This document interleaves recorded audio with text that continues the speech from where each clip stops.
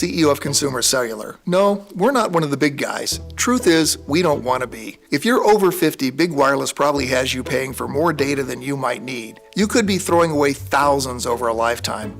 We're not here to be the biggest. We're here to bring you something we believe is better. Our plans start at just $20. You'll get the same fast nationwide coverage without the big wireless bill. Call 1-888-FREEDOM or visit consumercellular.com/facts. Plans include $5 credit for auto pay and e-billing. See site for additional facts. Hey parents, you don't need the latest gizmo, slang, or clothes to be a perfect parent, because kids in foster care don't need perfection. They need you. For more information on how you can adopt, go to adoptuskids.org. A public service announcement from the U.S. Department of Health and Human Services, Adopt Us Kids, and the Ad Council. You're locked into Money Matters Radio, 1120 AM WBNW.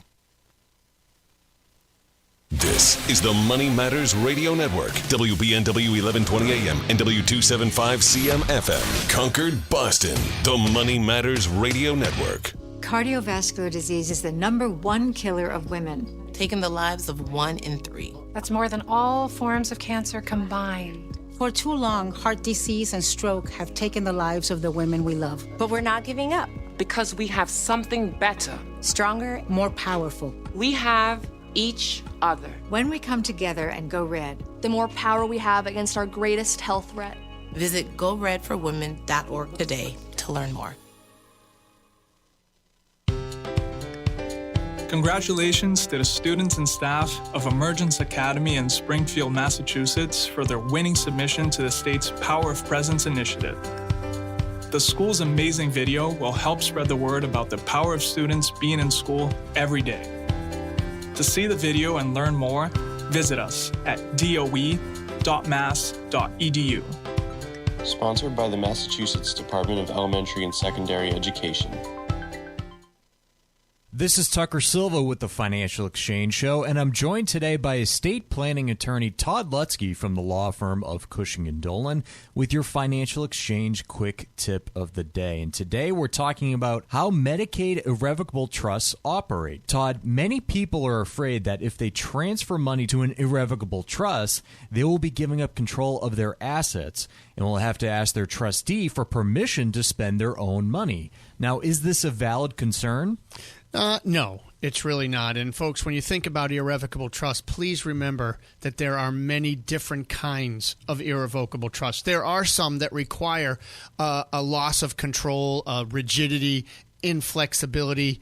However, the trust we're talking about when you're protecting assets from a nursing home allow the donor to remove and replace the trustee, allow the donor to have really an unbelievable amount of control over the assets that are in the trust. They can live in their house, they can manage and invest their own money, they can sell a house, they can buy a new house.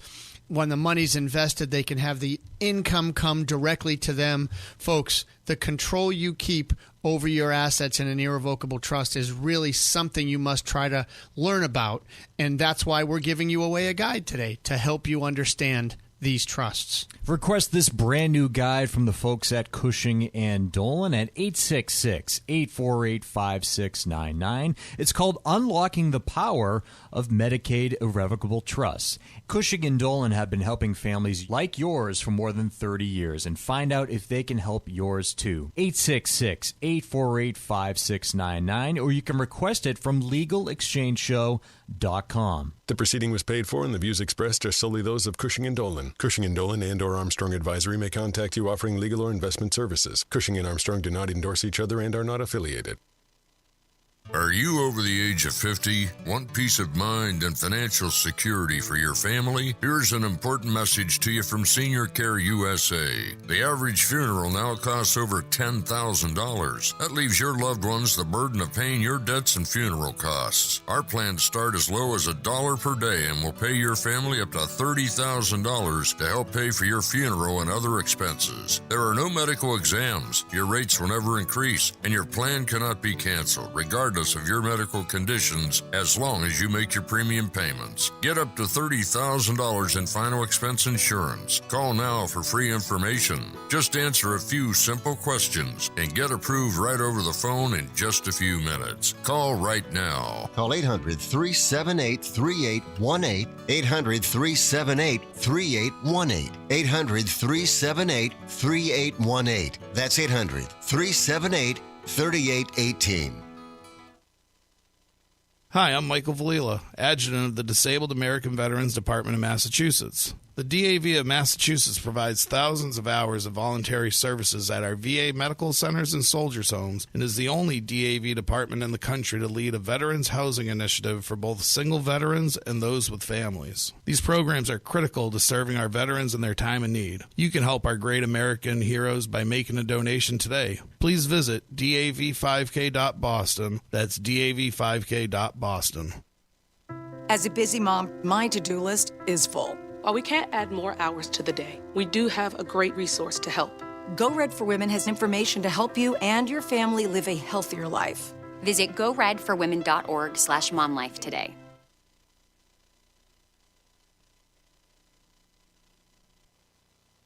The Financial Exchange is produced by Money Matters Radio and is hosted by employees of the Armstrong Advisory Group, a registered investment advisor. All opinions expressed are solely those of the hosts, do not reflect the opinions of Armstrong Advisory or anyone else. Investments can lose money. This program does not offer any specific financial or investment advice. Please consult your own financial, tax, and estate planning advisors before making any investment decisions. Armstrong Advisory and the advertisers heard on this program do not endorse each other or their services. Armstrong and Money Matters Radio do not compensate each other for referrals and are not affiliated. This is the Financial Exchange with Chuck Zodda and Marc Fandetti. Your exclusive look at business and financial news affecting your day, your city, your world. Stay informed and up to date about economic and market trends, plus breaking business news every day. The Financial Exchange is a proud partner of the Disabled American Veterans Department of Massachusetts. Help us support our great American heroes by visiting dav5k.boston and making a donation today. This is the Financial Exchange with Chuck Zodda and Marc Fandetti. It's a Thursday here on the Financial Exchange. Chuck, Mark, and Tucker with you. And a bunch of economic data out this morning. We had some economic data yesterday that I want to touch on as well. And our top story is going to focus on that. There is a piece from MarketWatch. It's titled Consumer Prices Barely Rose in May. Great. But here comes another inflation report talking about the PPI this morning. So yesterday, CPI numbers were good. PPI this morning came in kind of better than expected. I say kind of for a couple of reasons. The first is, so here's what we saw. PPI came in at 0.1% for the month on headline. Expectation was 0.2. Came in 0.1% on core. Expectation was 0.3. So you say, okay, like, great, like, look at this, like, we're seeing, more progress on inflation. But unlike CPI, the producer price index does get revised in subsequent editions. Again, they get more information. I don't know exactly how or why, but they do. The March PPI was revised from negative 0.4 to 0, so a 0.4% increase relative to where it was previously. And the April PPI was revised from negative 0.5 to negative 0.2. All of this means that over the last 2 months, inflation was actually 0.7% higher. 0.7% higher than initially reported in the PPI. And so when you come in with a 0.1 or 0.2% beat, it doesn't quite mean what you think it means. This is before we even get to the fact that the PPI doesn't actually measure what most people think it measures. And I kind of want to talk about that a little bit just because it's instructive when discussing how this all ends up feeding into a bigger picture of inflation. So when we look at the consumer price index, the CPI, it's a really simple to understand measure. It may or may not be, accurate month to month and this and that for, various reasons, but it's simple to understand. Did the price paid by consumers, end buyers of goods, move up or down for those specific goods in the previous month? Services too. It's the whole bit. I used goods, but stuff. We can throw that in there. The PPI is backwards from that. It does not measure the cost of stuff that producers buy on a monthly basis. So it doesn't measure like the cost of steel for an automaker. Rather, it measures the prices received by producers for what they sell during that month. So it's basically trying to tie the other side of the equation to CPI. It doesn't actually talk about the input costs for what they are seeing. And so because of this, it doesn't measure what people think it do. People think it measures like the cost of inputs to producers. It does not. It measures how much from the producer side it looks like they're able to charge to their end buyers. And so what we are seeing is over the last 4 months, Mark, I think it's pretty clear that there has been no meaningful, measurable inflation that would be concerning to the Federal Reserve in any way, shape, or form. I think that's a perfect summary. Inflation has come down a lot in the past 2 years, say.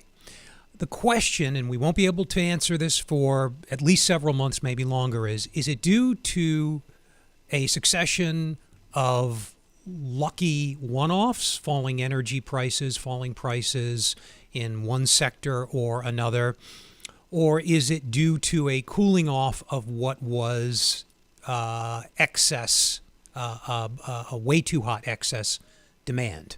There's evidence for both of those explanations, and it's probably a little bit of both. The Fed's main concern has underlying inflation. You can think of that as the trend or what's really going on in inflation. And there are various ways to get at that you and Mike Armstrong talk about a lot. Core, that is ex-food and energy, is one of them. The median or the trimmed mean ways of removing extreme price movements from month to month are probably the preferred ways of getting at it. Those measures of underlying inflation suggest that it remains somewhat elevated. This is why the Fed has not preemptively lowered interest rates. They're also worried about things like the uptick in inflation expectations and other factors. But that's mainly why. And again, these are questions. Has inflation subsided is the main question. Truly subsided, gotten down to the Fed's 2% target that we won't be able to answer for some time. So this gets us to this piece from Allison Schrager in Bloomberg Opinion. It's titled, "The Fed Can Now Declare Victory Over Inflation." And the answer here, I think, is a yes, but. In that, I think, and we talked about this at the end of last year, unemployment at the end of last year still under 4.5%. Inflation, not only under 4%, was under 3% at the end of last year, and so I think by and large you can say, hey, the Fed achieved its soft landing. It was kind of ugly getting there through 2022 and the first half of 23. We've talked at length about how the Fed was not very good during an 18 to 21 month period, but for the last 18 months or so, they've been almost 2 years now. They've been fantastic, I think. I think they've done a great job in getting to that soft landing. The question that's outstanding that I think you kind of touch on is, hey, does the tariff situation provide an invitation for inflation to resume an upward march over the course of the second half of this year? Because if it weren't for that question, I think I am dangerously close, in my opinion, to saying the Fed should probably be considering cutting in either June or July, because there are things that are starting to bubble up in a whole bunch of different places in the labor market that are pointing towards some real concern in the second half of the year, and you'd want to preempt that. But I don't think you can do it right now because it risks sparking additional inflation because of the tariff side of things. And not just the tariff, but also the labor supply side of things, I think, is an underappreciated aspect of what's going on now that could potentially, reignite some inflationary pressures as well. But that's kind of where I am right now, Mark. Yes, you raise a couple of issues. The first is, is the disinflation we've experienced over the past couple of years, is it attributable to the Fed's tightening? And I don't know the answer to that. Sure. There's some evidence that the job market has cooled off. If you look at job openings, for example, vacancies relative to number of unemployed people is a measure we like to talk about, and others have suggested some slackening in labor market conditions, which would generally cause wage pressures to ease and thus inflation to ease. But there's not widespread evidence, and thus there's not consensus, that it's the Fed tightening that eventually brought inflation down. It could just be lucky special factors, much like most of the surge in inflation. And I think this is Schrager's point, and I would agree with it. The surge in inflation is probably mostly attributable to special factors related to COVID, though there was that rise in underlying inflation, core or trend, depending on how you want to look at it, which is probably attributable to too much demand. So again, there are different forces at work here, and researchers have argued, will continue to argue, about which is more influential. So I don't really know that the Fed should be credited, and Powell himself would admit this, by the way. In fact, he may have at the conference they had a few weeks ago. Somebody said it, I forget who, but it surprised me, and it's just the right amount of humility to display when you're talking about inflation. So the flip side to that now is, well, can we loosen monetary policy, or should we? Is it restrictive? I don't know the answer to that either. If labor market conditions are deteriorating, then Fed policy is probably too restrictive. But it's possible, too, that with inflation expectations ticking up and wage growth remaining healthy, that they shouldn't.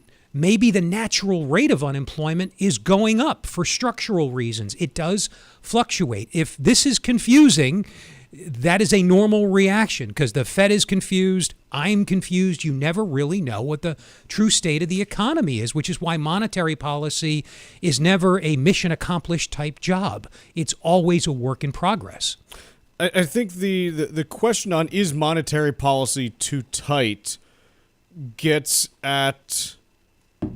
I mean, look, the easy way that you can measure that is, hey, where are real rates right now? And if you're looking at it in terms of Fed funds, you've basically been pretty close to a 2% real rate for the last, couple of years right now.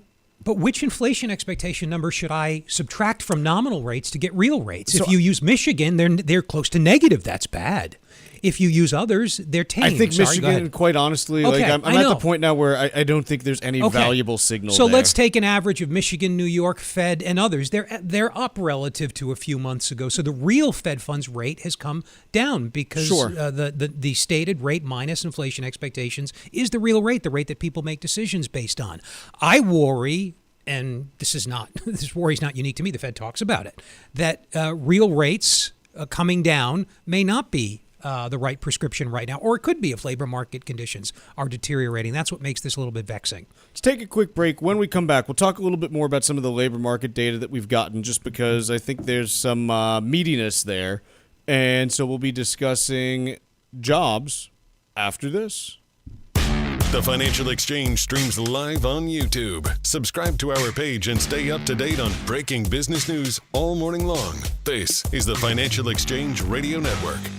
Protecting your assets is your most important financial responsibility, and irrevocable trusts can help. Keep your assets safe from probate and the nursing home by calling Cushing & Dolan right now at 866-848-5699. Get their new guide called Unlocking the Power of Irrevocable Medicaid Trusts. That's 866-848-5699. Or request it online by visiting LegalExchangeShow.com. The proceeding was paid for, and the views expressed are solely those of Cushing & Dolan. Cushing & Dolan and or Armstrong Advisory may contact you offering legal or investment services. Cushing & Dolan and Armstrong Advisory do not endorse each other and are not affiliated. Hi, I'm Michael Valila, Adjutant of the Disabled American Veterans Department of Massachusetts. The DAV of Massachusetts provides thousands of hours of voluntary services at our VA medical centers and soldiers' homes, and is the only DAV department in the country to lead a veterans housing initiative for both single veterans and those with families. These programs are critical to serving our veterans in their time of need. You can help our great American heroes by making a donation today. Please visit dav5k.boston. That's dav5k.boston.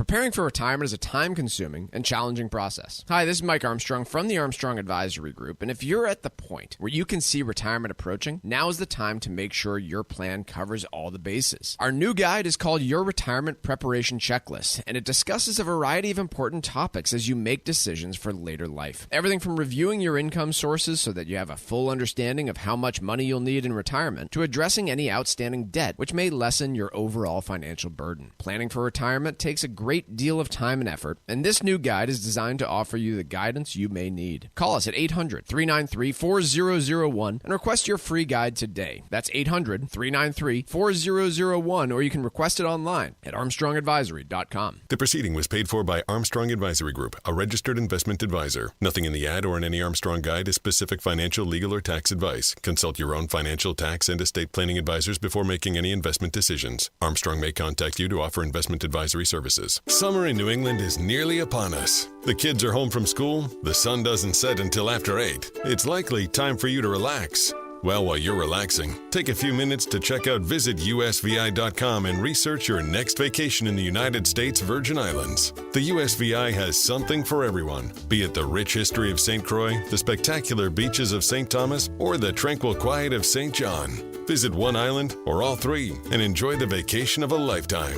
From the moment you arrive, you'll fall naturally in rhythm with the heartbeat of the islands. There's no money to exchange, and travel from New England could not be easier. Whether you're looking for a romantic getaway or a family vacation, the U.S. Virgin Islands is the perfect place for your next adventure. Go to visitusvi.com right now for more information and to book your trip. The USVI is America's Caribbean paradise. Go to visitusvi.com to make your reservation today. That's visitusvi.com. Did you outgrow your timeshare and now you want out? But you can't. You can't sell it, and you can't get out of the contract. Imagine trying to get out of your mortgage. That's what a timeshare is. You can't just call up the bank and say, I don't want to pay it anymore. But we may be able to help you do just that. Listen, a timeshare maybe for you once was a great thing, but now you don't use it much. And they are not easy to get rid of. Plus, you do have to pay for it every month. Qualified timeshare owners can get out of their contract legally and permanently without ruining your credit or even filing bankruptcy.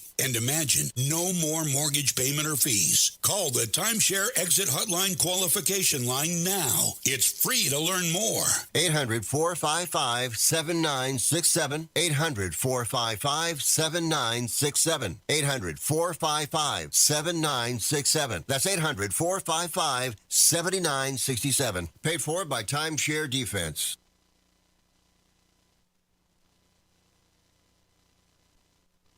Text us 617-362-1385 with your comments and questions about today's show, and let us know what you think about the stories we're covering. This is the Financial Exchange Radio Network.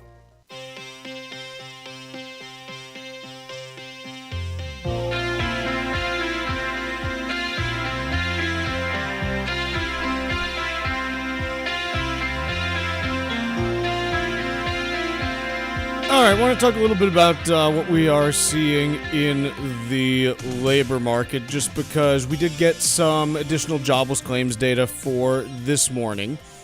And there are parts of it that are a little not ideal, is I think the best way to describe it. So every week we get a set of new jobless claims, and we get continuing claims data as well.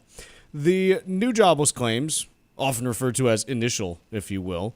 Those came in at 248,000 for the week, in line flat with a slightly upwardly revised 248,000 for last week. This is not overly concerning to me, even though we've moved up from kind of 210 to 225,000 weekly claims, simply because the last 2 years around this time, we've kind of seen the same thing happening with claims going to around 240 to 260,000, and I suspect that the numbers I'm quoting are seasonally adjusted. There seems to be something a little bit out of whack in the seasonal adjustments that is leading to this, just because if you take a look at the non-seasonally adjusted claims for the last couple of years, there's always a little bit of a peak in the summer that basically matches what we saw from 2018 and 2019, the last two pre-pandemic years that were normal in the labor market. And most of that, short-term, non-seasonally adjusted rise comes from usually municipal workers that are able to file for unemployment for the summer. Think school bus drivers, people along those lines. And so I'm not overly concerned about the initial claims number unless we start to see multiple weeks where this is trending towards like 270, 280,000, just because at this point, this is the exact same thing we've seen the last 2 years. So I don't think there's anything there right now. The continuing claims number is problematic, and this is the second time in 3 weeks that I'm now saying this. Continuing claims went from 1.902 million to 1.956, so a jump of around 50,000 in the continuing claims number. And this is a deviation to the upside for the last 3 weeks now from where we have been over the last couple of years. So there is something that's happening on that front. What does this mean? Well, if you're not seeing a big jump in initial claims, it means that you're not really seeing anything meaningful from a layoff perspective. It's not that companies are laying people off in higher numbers. But it does suggest that because continuing claims are rising, you'd say, like, how do continuing claims rise if initial ones aren't? It's because people are having to spend more time unemployed and they're finding it harder to get back into a job after they lose one. And this matches all the other stuff that we're seeing out there about the slowdowns in hiring, slowdowns in job postings, college grads that are having trouble finding a job. This meshes perfectly there. And the problem here, we're now at a point, excuse me, continuing jobless claims for this week are now 7.2% above where we were at this time last year. And the problem with this is for the last few years, continuing jobless claims have generally been running anywhere from like 2 to 5% above, prior year numbers. Historically, aside from 2023, once you start seeing continuing jobless claims growing more than 9-10% year over year, they tend to go up quickly from there, and there tends to be a fairly rapid deterioration in the jobs market at that point. And so we are starting to get dangerously close to that range where if we get continuing claims starting to print above 2 million, we're pretty much there, and things start to get pretty dodgy in a hurry, and we're only around 50,000 continuing claims away from there right now. So that's the concern that I have in the labor market is it's not massive layoffs right now, but this is all stuff that starts to build in an uncomfortable way if it goes further. Yeah, you summed that up perfectly. I don't think there's anything I could add to the continuing claims discussion, but I will point out that the longer somebody has been unemployed, which is one thing continuing claims measures, correct me if I'm wrong. Yes. The longer it will take them to find a job. And if anybody's ever had the experience of being unemployed, you know what I mean. You wait for 4 weeks, and then you're waiting. It's the 5th week, it's the 6th week, you're sweating it a little bit more, and at that point it's going to be harder than you had hoped. The point I made in the last segment about the Fed not knowing what the right rate of unemployment is tied to this notion of continuing claims. What if the structure of the economy is changing? Maybe because of tariffs. Maybe we're changing the productive mix in the economy to adapt to these, which is their goal after all. Sure. That could mean people stay unemployed for longer. That pushes up the natural rate. Don't get put off by the pretentious term natural rate. It just means the rate of unemployment consistent with stable inflation. It's what the economy can support given the way everything's organized. The natural rate could be rising. This is what makes the Fed's job harder. If they push on the push down on the throttle, push down on the pedal, whatever, the accelerator, when the natural rate is rising, they're going to overheat the economy. So this is what makes their job interesting and challenging. Another data point on this, and this is from Neil Dutta at Renaissance Macro. One of the things that they look at is the Atlanta Fed has a wage growth tracker. And one of the components that the Atlanta Fed tracks is the percentage of employees that are receiving zero wage growth compared to last year. The reason being, companies typically, they don't like to, again, think of it just from an ego perspective. If you did, work 1 year and I came to you and said, great work, I'm cutting your pay by 3%, you'd be like, buzz off, I'm going to get a new job. Like, no, like the ego can't handle that. We're human. But what companies do sometimes when they're trying to, manage their margins in their businesses, they say, okay, we're just not going to give raises this year. The percentage of individuals that had no wage growth compared to last year is now at 13.2%. That's up 1.1% from last year. The range this typically goes in is between about 10% or 11% on the low end and about 17% on the high end. We've been rising for the last couple of years, and so that is again indicative of a weakening labor market. And this is another series that typically starts to correlate with rising unemployment when it moves up. Quick break here. We got Wall Street Watch next.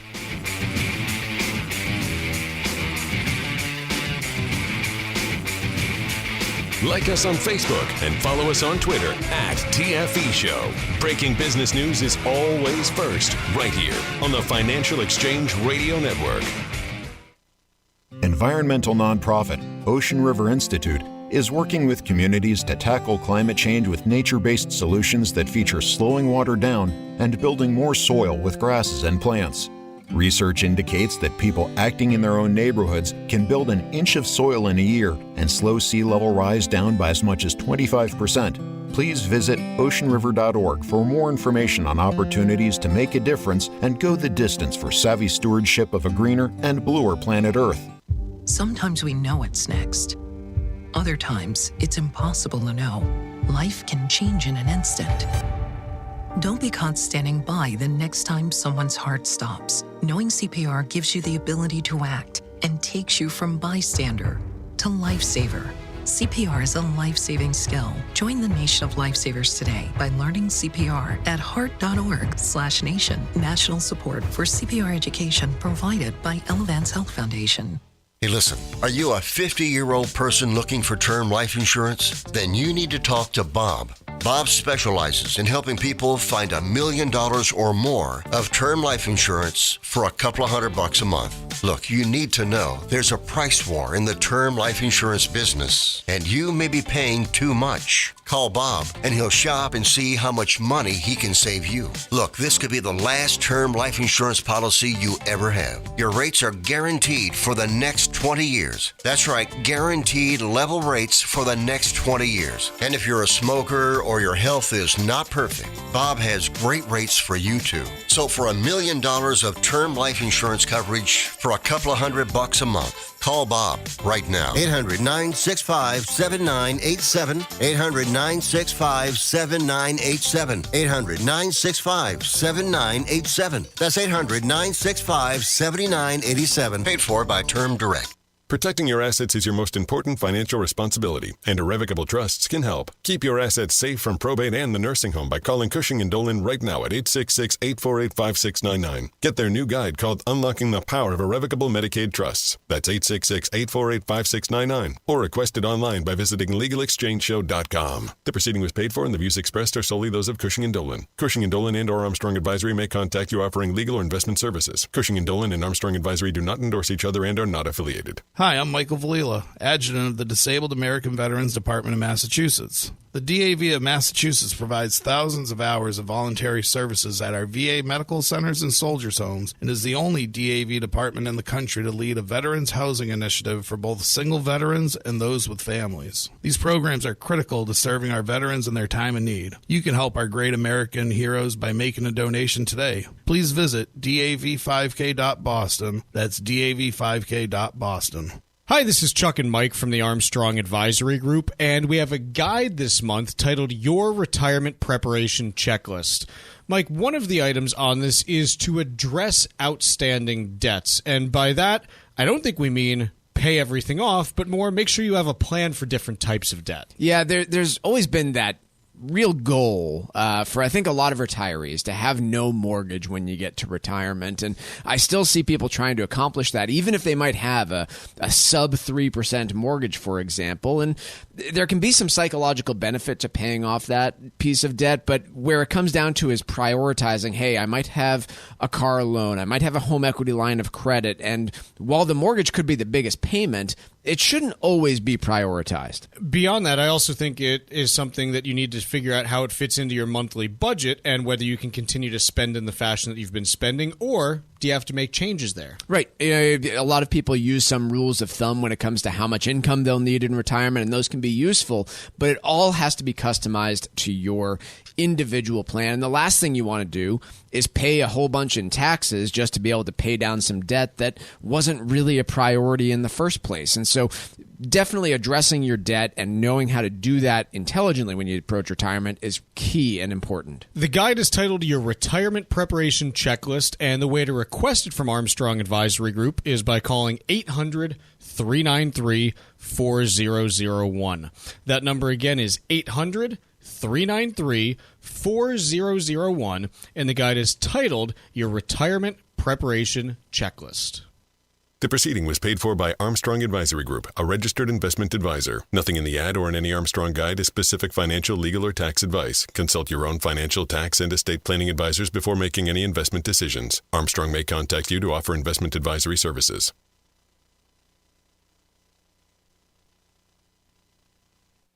Time now for Wall Street Watch, a complete look at what's moving markets so far today, right here on the Financial Exchange Radio Network. Markets are quiet and in mixed territory as traders digest a modest 0.1% increase for the producer price index posted earlier this morning. On the trade front, President Trump said he intended to send letters to trading partners in the next 2 weeks, setting unilateral tariff rates ahead of a July 9th deadline to reimpose higher duties on dozens of economies. Right now, the Dow is down by only 14 points. S&P 500 is up by 13 points. And the NASDAQ is up by 28 points. Russell 2000 is down by about 0.5%. 10-year Treasury yield down by 2 basis points, now at 4.38%. And crude oil retreating 1% today, trading at $67.50 a barrel.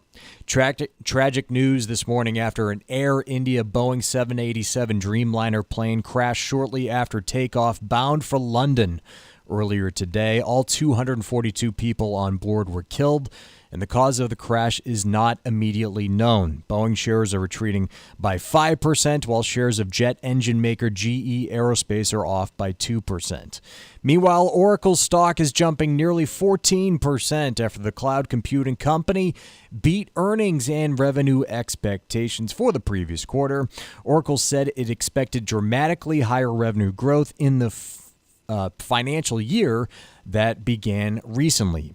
Elsewhere, GameStop sinking over 19% after the video game retailer announced it will sell $1.75 billion of convertible senior notes with proceeds earmarked for general corporate purposes, including making investments.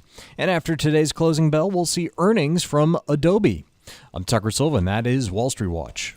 Piece in Bloomberg, and I guess it's not like it's an exclusive scoop from them. Rather, this was a comment that was made by President Trump yesterday. Quote, "We'll be sending out letters in about a week and a half, 2 weeks to countries telling them what the deal is." Trump told reporters Wednesday at the JFK Center for Performing Arts, where he was attending a performance. "At a certain point, we're just going to send letters out, and I think you understand that, saying this is the deal, you can take it or leave it." And this is talking about tariff rates. So it seems like we're doing this again, even though we just did this in April. And I think that the market is certainly not expecting to be surprised to the upside on tariffs at this point. And I think the reason for that is that by and large, aside from the recent jump in the tariff rate for steel and aluminum imports, other tariff rates have by and large been coming down. The China tariff rate has, been coming down. The negotiation with the UK resulted in a little bit of softening there, but still maintaining, the baseline 10% tariff. So I don't think the market is really expecting too much of a shift on this. And I mean, I guess you kind of wonder, is the market complacent here? But the theme for the past couple months has been, hey, we're going to toss out, a rate that looks prohibitively high at first, and then we're going to walk that back and come down from there. And so I think that is kind of what the market is expecting here. Yeah, the lack of any reaction, I think, confirms that. If the objective is to reduce the trade deficit, and I don't know that it is, because objectives have shifted from national security to stemming the flow of drugs to reshoring manufacturing. I don't know which of those three, maybe all in part, are the ultimate objective here. You might be able to do one out of the three with these bilateral negotiations, country to country, for example, reducing the flow of illegal drugs in exchange for not imposing punitive tariffs. Canada and Mexico will put more security on the border or something. I'm oversimplifying, but you get the point. No, I get what you're saying. Maybe you can achieve that. But if you do that, they make those concessions, you then have to not follow through on the punishment. So that's not going to result in any reshoring or additional revenue. Similarly, if you want to use tariffs to raise revenue to replace the income tax, I love the idea of replacing the income tax personally, so I'm biased here. I don't know that tariffs are the best consumption tax to affect that, but let's just suppose they are. Great. If you do that, you need to keep the revenue coming in, which means you can't reshore. You need to keep buying the imports to replace the revenue. Correct. So I'm not going to go through every scenario, but you get the point. These objectives are all, politely put, in tension. You can't achieve them all. And ultimately, I think it's the trade deficit that concerns commentators incorrectly. If you did want to reduce it, the right way, as we've talked about, is to increase savings, allowing us to finance our own investment, not requiring the inflow of foreign dollars to do it. That would also reduce consumption, of course, so we'd have a lower standard of living in the short term, slightly separate issue. As you could tell, this gets complex quickly. Yes. I just don't know what the objective is here, and even if it were one of the three that I mentioned, and maybe something I didn't, are these likely to be achieved under the current strategy, which seems pretty slapdash and not really coherent?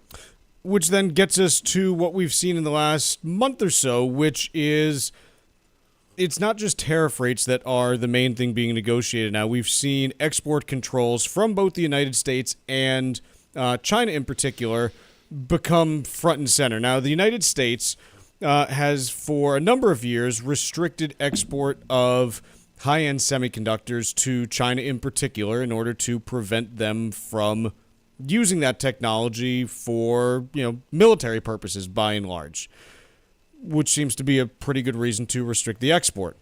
China in the last month has decided that, okay, we're not exactly thrilled with, the tariffs and how you're treating us.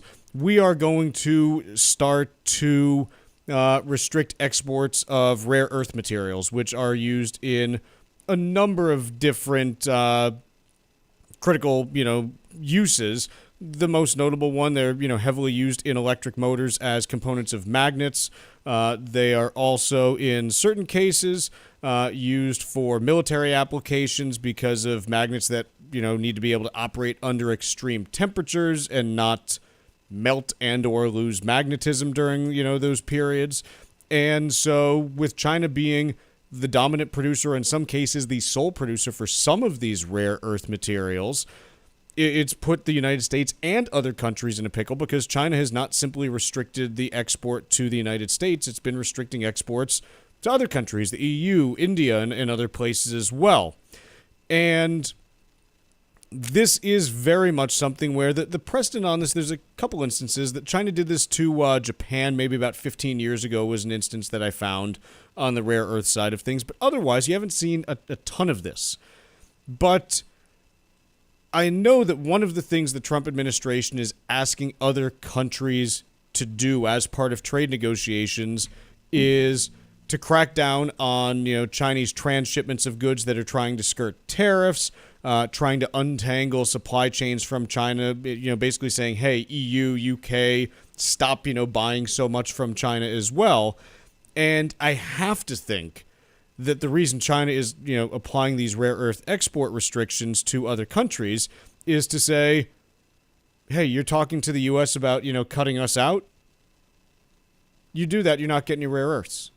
And I'm not saying like this is right or wrong. I'm saying this is what China is absolutely talking about with these countries. And it really puts the objective of untangling from China in question as far as something that can be achieved simply because there's no way to spool up the rare earth production capacity in a short enough period of time to be able to fight this. It's not particularly complicated production. Like I've done enough reading on it to be dangerous in the last couple of weeks. you basically need a bunch of, space that has, rare earth deposits in it. You need to be willing to throw a bunch of chemicals at it. You need to then have a processing facility for the stuff. And you move on with your life. It's messy. It produces a bunch of toxic, excess stuff and this and that. But it's not a particularly complicated process to extract and get this stuff. It's just really messy, and to get the quantities you need, it takes a little bit of time to set that scale up. Given this is not my area, but I think it's safe to say that we need Europe's help in containing China. That seems to be the state. Again, what is the objective? I just wish somebody would. The problem is I think Europe is by and large captive to China. Right. But if we were more helpful with them on Russia, they may be more. This is geopolitical strategy and. Yes, now we put on our geopolitical analyst hats. Yeah, I'm so unqualified. But it seems the economics are clear enough. Export controls are far preferable to trade wars, and they seem to be a geopolitical, a national security, imperative. We need Europe's help with this. Why are we imposing punitive tariffs and getting into all this bickering with Europe over various things and voting with Russia at the UN over European interests? This makes no sense to me. We need their help with China. They need our help with Russia.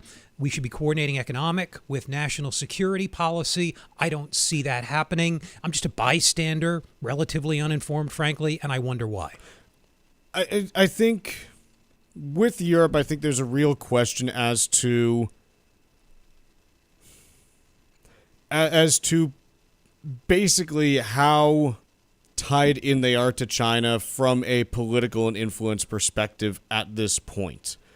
And I think there are real questions there as to the desire and means, to a certain extent, to untangle themselves from China. Because I think by and large, there's some pretty decent evidence that European politicians are, fairly convinced that maintaining, the current state of affairs with China is the best thing for them, even if I don't necessarily believe that. And so I do think it raises the question of then, hey, how do you put pressure on Europe while still giving, what's the balance of carrot and stick there?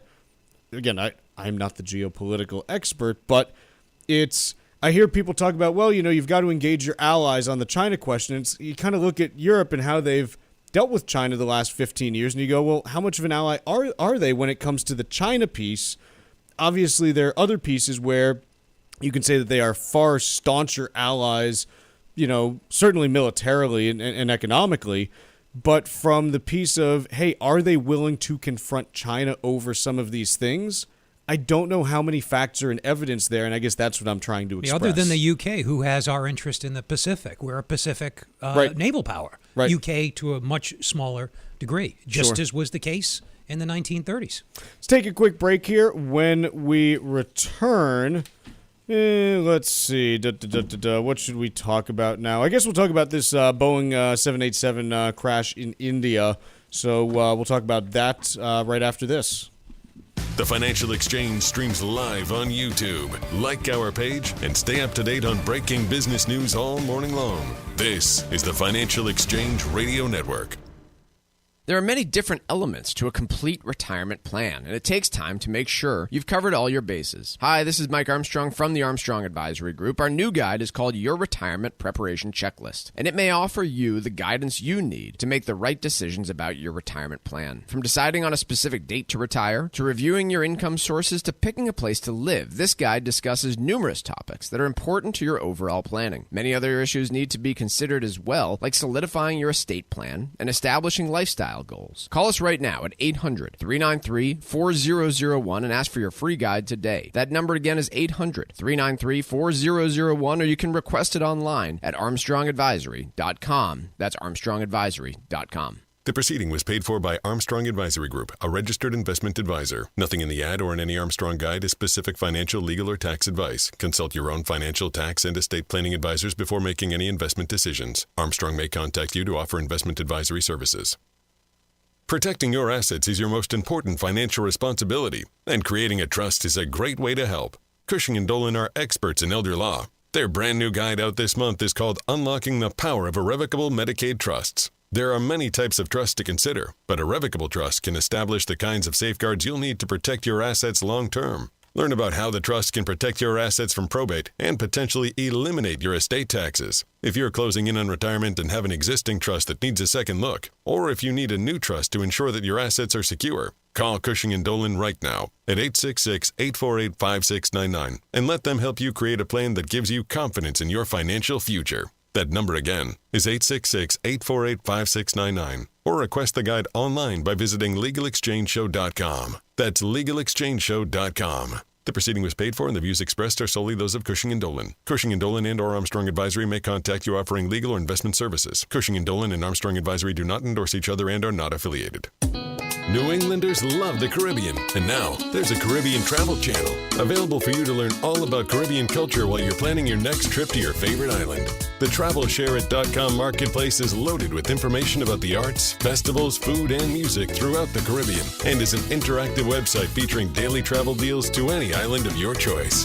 Book your next Caribbean vacation on the most comprehensive travel channel for the islands, TravelShareIt.com. That's TravelShareIt.com.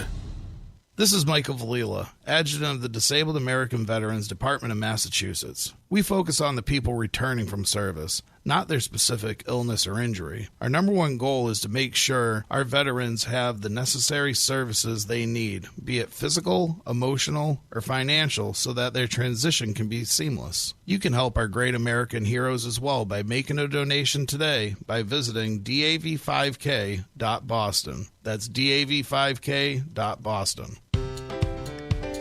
Congratulations to the students and staff of Emergence Academy in Springfield, Massachusetts for their winning submission to the state's Power of Presence initiative. The school's amazing video will help spread the word about the power of students being in school every day. To see the video and learn more, visit us at doe.mass.edu. Sponsored by the Massachusetts Department of Elementary and Secondary Education. Let's talk LDL. AKA bad cholesterol. The higher your LDL cholesterol, the higher your risk of a heart attack or stroke. Your health matters. Know your number. Talk to your doctor and get your cholesterol checked. And learn how to help lower your LDL bad cholesterol. Because your health is in your hands. Find out more at heart.org/LDL.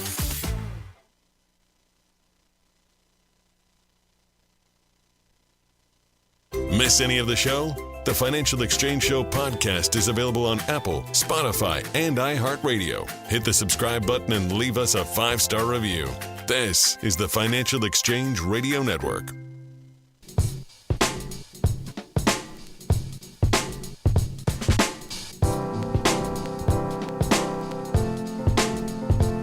All right, earlier today, a Boeing 787-8 passenger jet carrying 242 people took off from Ahmedabad in India and crashed shortly after takeoff. It looks like it was less than a minute or so after takeoff. The plane was en route to London. Now, we don't know anything yet about the reason for the crash. It is completely unknown at this time. Boeing stock is, as you would expect, though, selling off on the news and potential, concern about this. The stock was down about 7% at one point earlier today, down about 5% as we speak right now. And obviously the concern for Boeing is, hey, is this something that was our fault, given, the issues that we had with the 737 MAX with those two crashes a number of years ago. The 787 is a completely, it goes without saying, it's a completely different airplane from the 737 MAX, but it's a completely different safety profile in that the 737 MAX had those two crashes, pretty shortly after they first went into service. The 787 has been operating for 14 years now. There are about 1,200 of them that are in service. So you're talking tens of thousands, really hundreds of thousands of flights that have happened. And this is the first incidence of a hull loss for the Boeing 787. And so historically, when you look at the safety record of the airplane, it is exceptional. It is something where they did have some problems early on with concerns about some of the lithium-ion batteries that were overheating and in a couple of instances actually, catching fire while on the ground. We have no idea what the cause is here, but again, that was a problem that, was 13, 14 years ago that subsequently we have not heard anything about since then.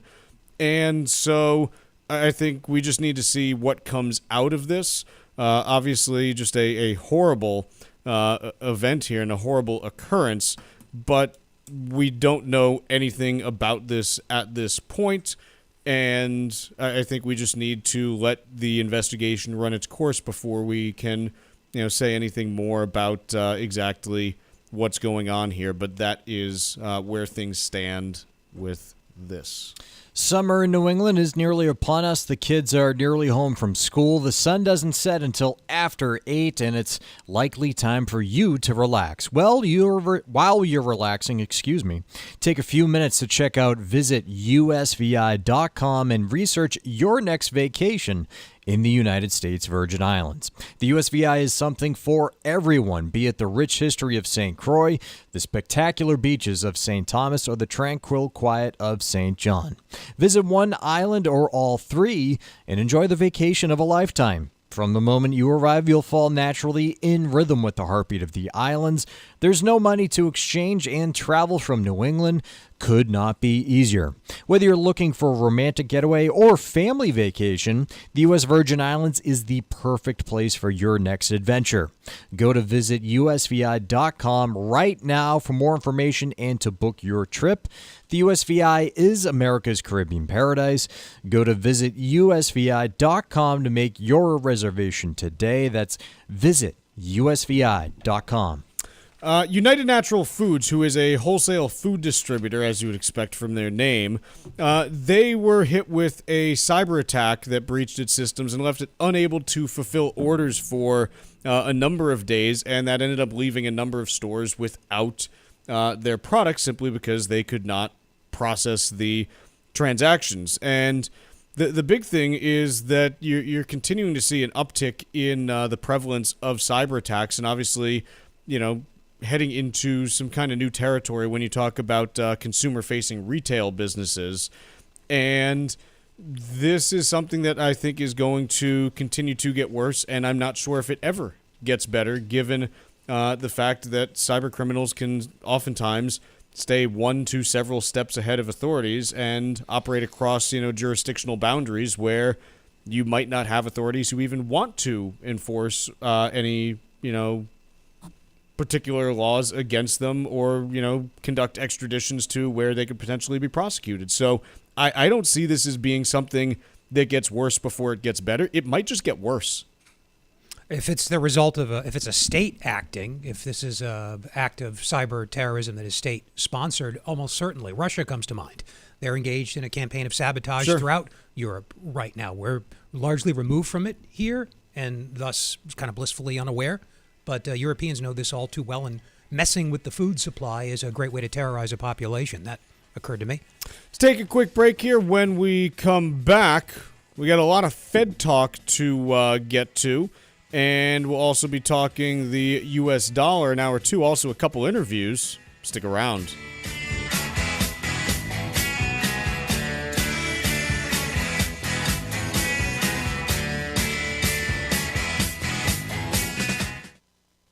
Is it a stroke?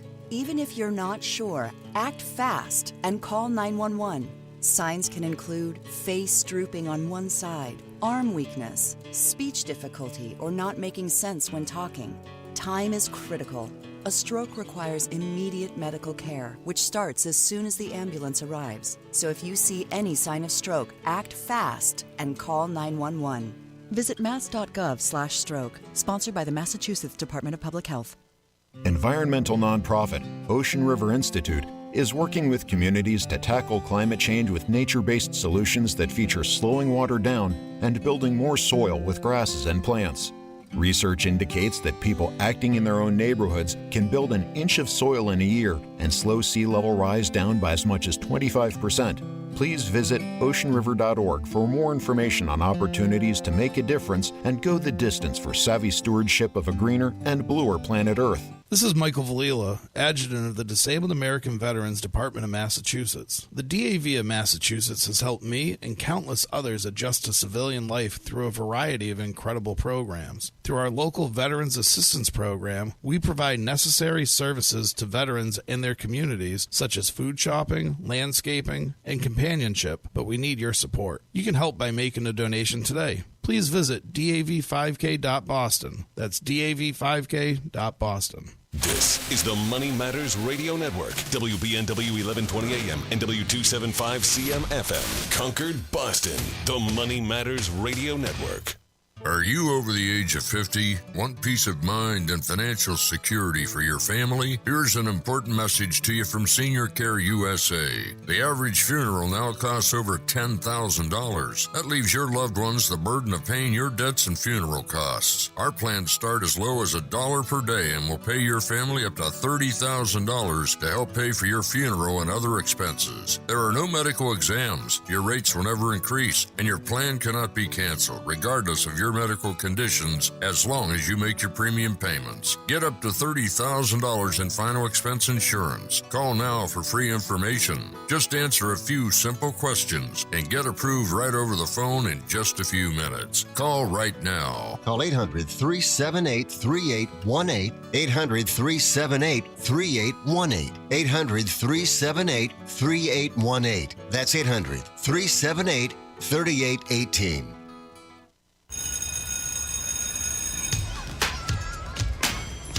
Here at the Massachusetts Department of Elementary and Secondary Education, we are committed to all students not only attending, but succeeding at school. Your presence is powerful. Share why you attend at doe.mass.edu. Sponsored by the Massachusetts Department of Elementary and Secondary Education. Summer in New England is nearly upon us. The kids are home from school, the sun doesn't set until after 8. It's likely time for you to relax.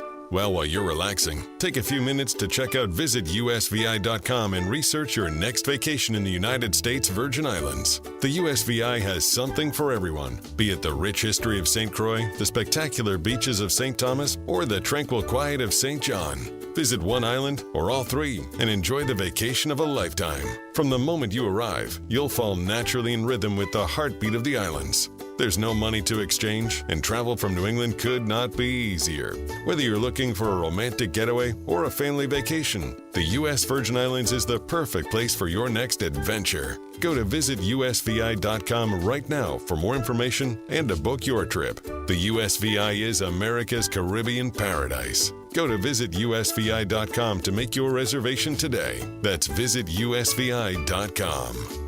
Did you outgrow your timeshare and now you want out? But you can't. You can't sell it, and you can't get out of the contract. Imagine trying to get out of your mortgage. That's what a timeshare is. You can't just call up the bank and say, I don't want to pay it anymore. But we may be able to help you do just that. Listen, a timeshare maybe for you once was a great thing, but now you don't use it much. And they are not easy to get rid of. Plus, you do have to pay for it every month. Qualified timeshare owners can get out of their contract legally and permanently without ruining your credit or even filing bankruptcy. And imagine, no more mortgage payment or fees. Call the Timeshare Exit Hotline qualification line now. It's free to learn more. 800-455-7967. 800-455-7967. 800-455-7967. That's 800-455-7967. Paid for by Timeshare Defense. There are many different elements to a complete retirement plan, and it takes time to make sure you've covered all your bases. Hi, this is Mike Armstrong from the Armstrong Advisory Group. Our new guide is called Your Retirement Preparation Checklist, and it may offer you the guidance you need to make the right decisions about your retirement plan. From deciding on a specific date to retire, to reviewing your income sources, to picking a place to live, this guide discusses numerous topics that are important to your overall planning. Many other issues need to be considered as well, like solidifying your estate plan and establishing lifestyle goals. Call us right now at 800-393-4001 and ask for your free guide today. That number again is 800-393-4001, or you can request it online at armstrongadvisory.com. That's armstrongadvisory.com. The proceeding was paid for by Armstrong Advisory Group, a registered investment advisor. Nothing in the ad or in any Armstrong guide is specific financial, legal, or tax advice. Consult your own financial, tax, and estate planning advisors before making any investment decisions. Armstrong may contact you to offer investment advisory services.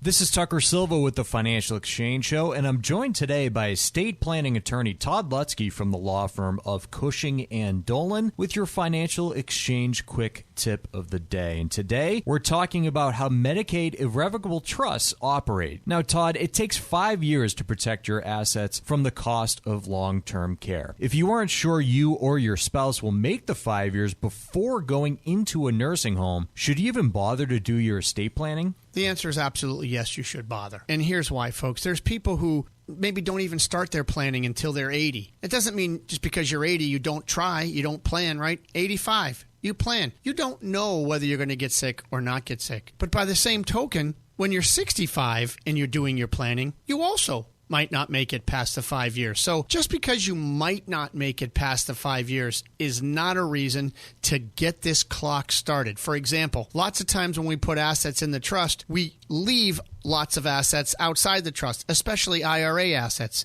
So let's say you made it 3 years, but you had $200,000 in an IRA outside the trust. If I got $1 million worth of assets in the trust, I'm happy to spend $200,000 of my IRA to get past the remaining 2 years to get me protected from the nursing home with the $1 million that went in there. So getting the clock started is always better than not having the clock started. Cushing & Dolan have been helping families like yours for more than 30 years, and find out if they can help yours too. Request this brand new guide called Unlocking the Power of Medicaid Irrevocable Trust. Call 866-848-5699. That's 866-848-5699, or you can request it from their website, legalexchangeshow.com. The proceeding was paid for, and the views expressed are solely those of Cushing & Dolan. Cushing & Dolan and or Armstrong Advisory may contact you offering legal or investment services. Cushing & Armstrong do not endorse each other and are not affiliated.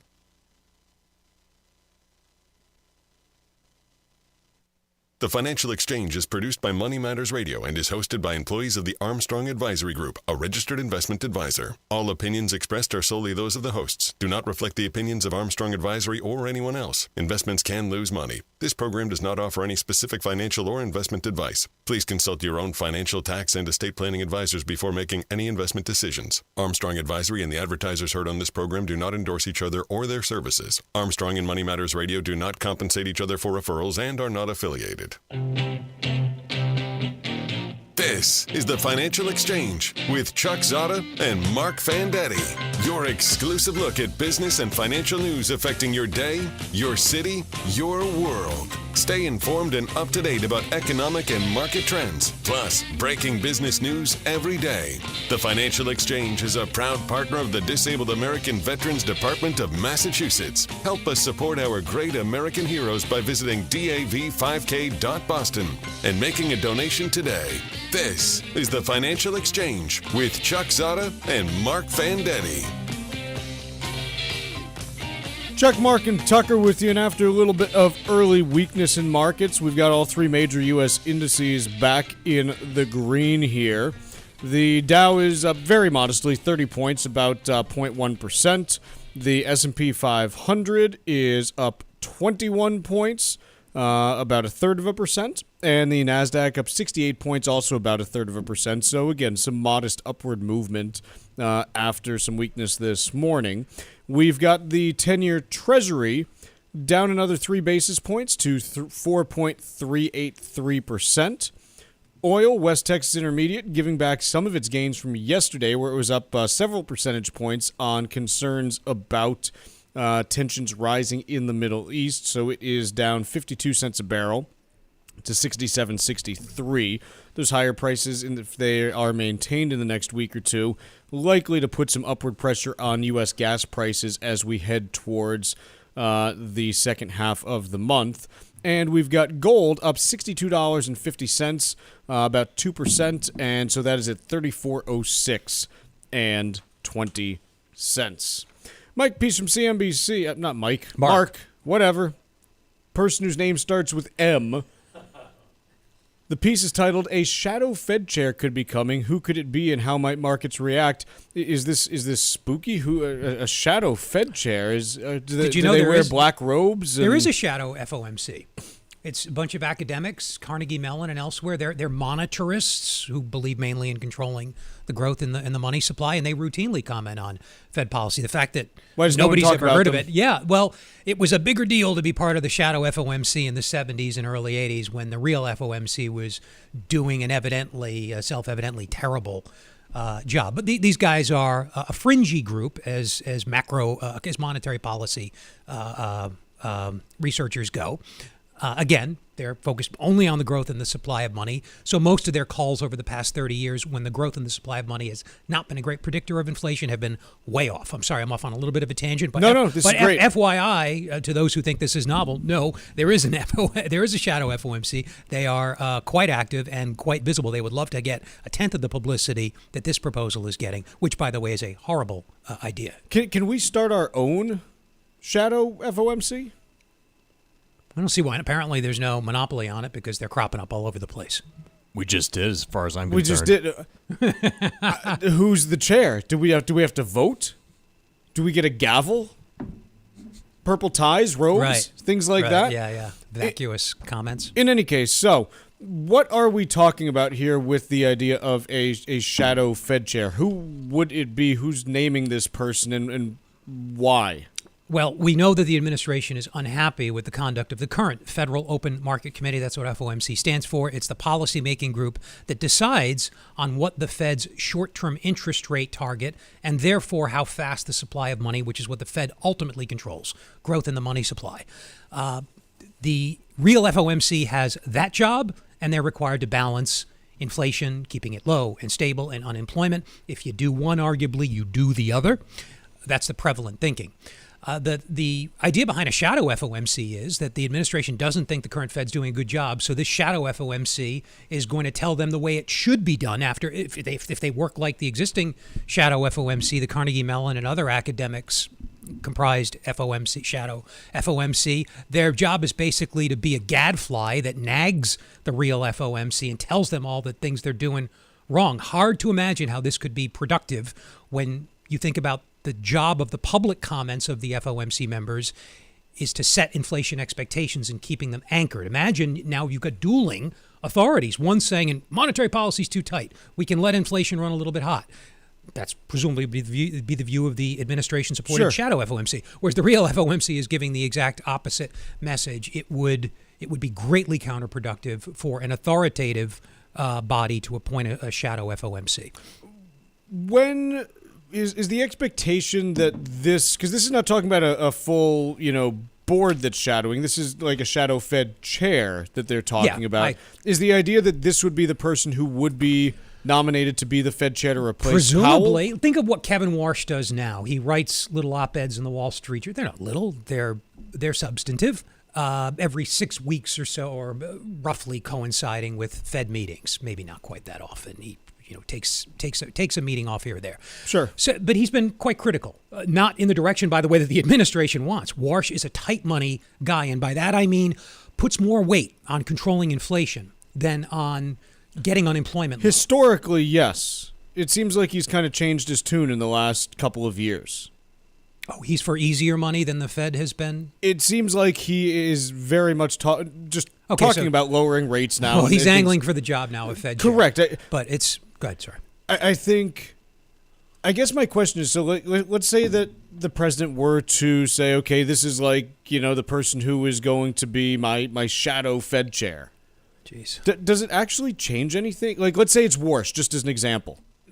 As you noted, Warsh is already putting stuff out there. Does it change anything? I think it does, Chuck. Keep in mind, inflation expectations. The topic's a little bit esoteric, but they're a critical part of the inflation process. If you believe inflation is going to go up, if we believe it, to some extent, the prophecy becomes self-fulfilling. I'll just kind of leave it at that. I'm oversimplifying a bit. But if you've got a shadow FOMC chair clamoring for lower rates, and he or she is going to become actual FOMC chair, because it gets priced into the curve down the road, then expectations should go up. And to your point, because expectations feed into actual inflation, so should expectations of future short-term rates. And if you think about how longer-term rates are just a weighted average of expected future short-term rates, it should push up rates, all else equal. I don't think that's what they want, but it's not hard to draw a line between those two things, which is why this is such a spectacularly bad idea. Imagine doing this to the Chief Justice of the Supreme Court. I don't like their rulings. I'm going to appoint a shadow justice to opine as I would prefer. By the way, this person's going to be the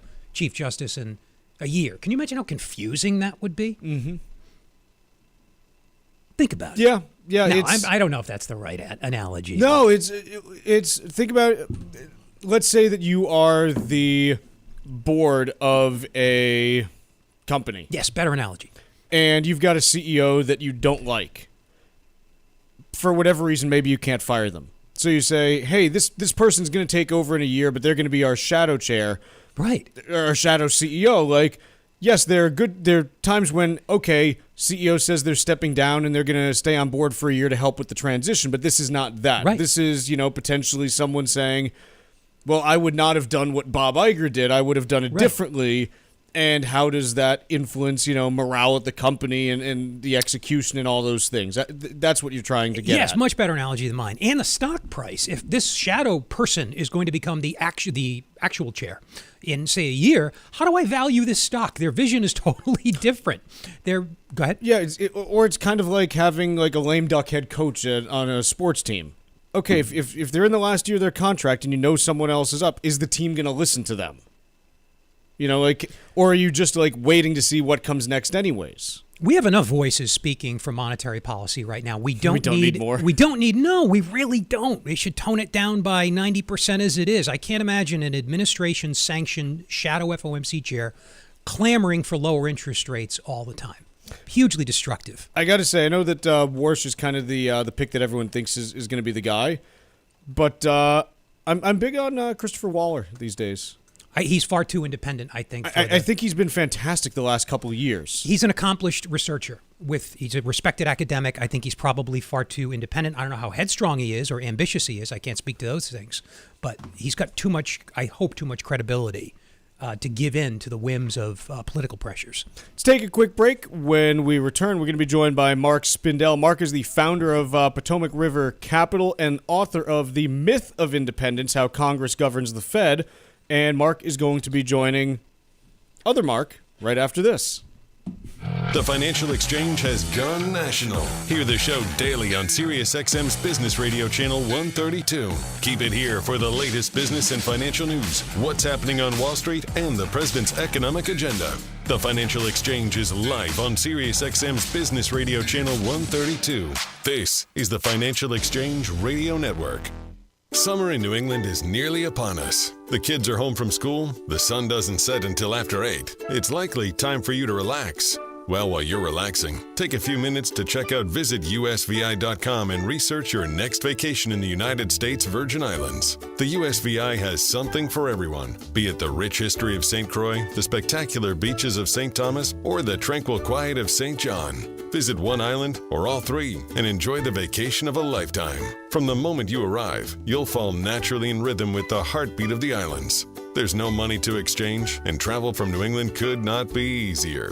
Whether you're looking for a romantic getaway or a family vacation, the U.S. Virgin Islands is the perfect place for your next adventure. Go to visitusvi.com right now for more information and to book your trip. The USVI is America's Caribbean paradise. Go to visitusvi.com to make your reservation today. That's visitusvi.com. Preparing for retirement is a time-consuming and challenging process. Hi, this is Mike Armstrong from the Armstrong Advisory Group, and if you're at the point where you can see retirement approaching, now is the time to make sure your plan covers all the bases. Our new guide is called Your Retirement Preparation Checklist, and it discusses a variety of important topics as you make decisions for later life. Everything from reviewing your income sources so that you have a full understanding of how much money you'll need in retirement, to addressing any outstanding debt which may lessen your overall financial burden. Planning for retirement takes a great deal of time and effort, and this new guide is designed to offer you the guidance you may need. Call us at 800-393-4001 and request your free guide today. That's 800-393-4001, or you can request it online at armstrongadvisory.com. The proceeding was paid for by Armstrong Advisory Group, a registered investment advisor. Nothing in the ad or in any Armstrong guide is specific financial, legal, or tax advice. Consult your own financial, tax, and estate planning advisors before making any investment decisions. Armstrong may contact you to offer investment advisory services. Protecting your assets is your most important financial responsibility, and creating a trust is a great way to help.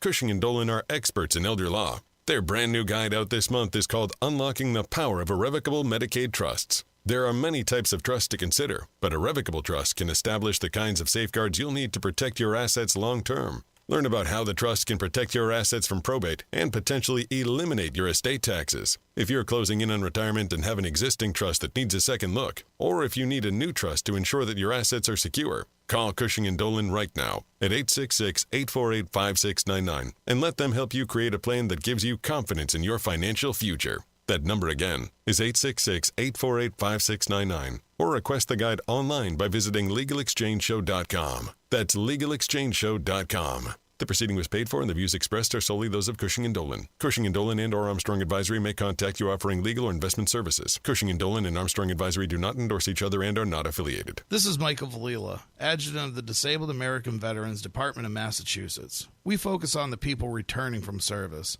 not their specific illness or injury. Our number one goal is to make sure our veterans have the necessary services they need, be it physical, emotional, or financial, so that their transition can be seamless. You can help our great American heroes as well by making a donation today by visiting dav5k.boston. That's dav5k.boston. Environmental nonprofit Ocean River Institute is working with communities to tackle climate change with nature-based solutions that feature slowing water down and building more soil with grasses and plants.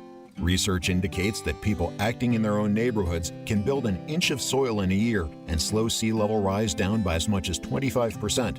Please visit oceanriver.org for more information on opportunities to make a difference and go the distance for savvy stewardship of a greener and bluer planet Earth.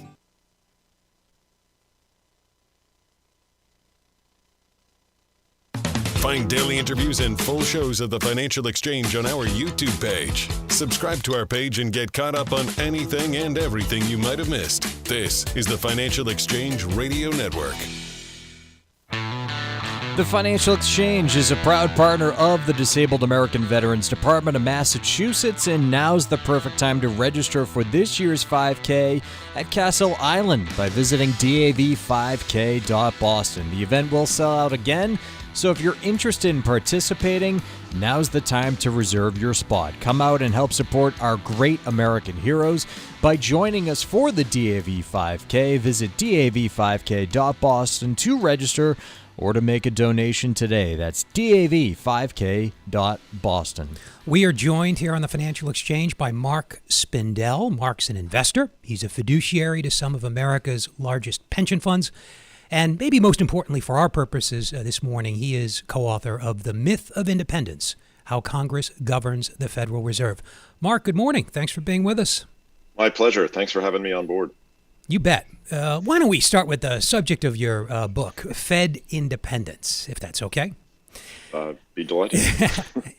Most researchers would say that insulating the Fed from political pressure, that is, having a Fed chair who can act independently, and moreover, who cares maybe a little bit more about low inflation than the average person or politician.